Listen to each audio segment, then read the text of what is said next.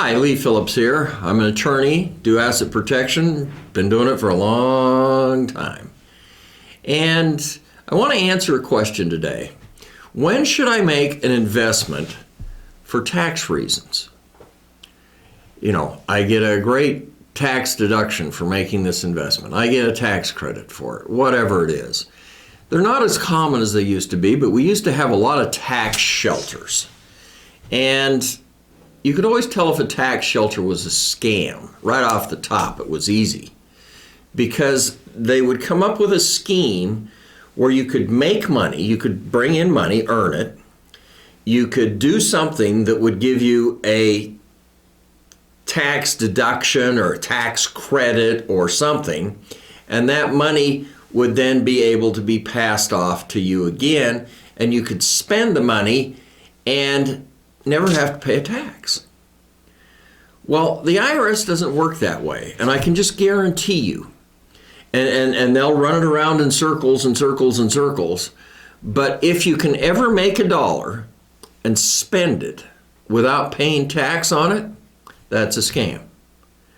I will guarantee you, it will not work. You can't do that. The IRS is always going to take its bite at the apple. It may be up front. I mean, you earn the money, you pay the tax.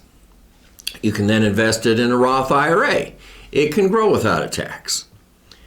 That's a special exception.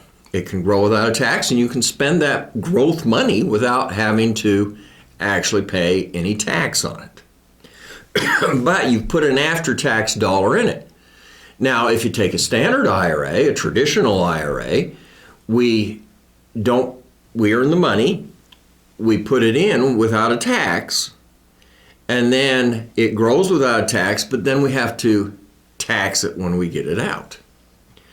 So there's a tax.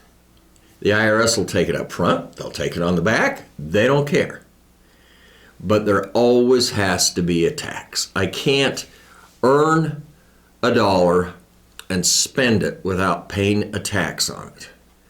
And if there's any scheme, no matter how many rotations they go through, that allows you to earn the $1 and spend it without paying the tax on it, then I know it's a scam. It will not work. Now, there are things that you can do in order to save some taxes. You can insulate your house and get a tax credit for it. You can put solar on your roof and get a tax credit for it. You can invest in business equipment and get a deduction, a 179 deduction, for example. You can do things that will lower your tax bill, and those are very different than the tax investment, tax scam thing that you're going to be looking at. So use the laws, reduce your taxes to the maximum amount possible, but remember, there will always be a tax somewhere along the line in whatever you're doing.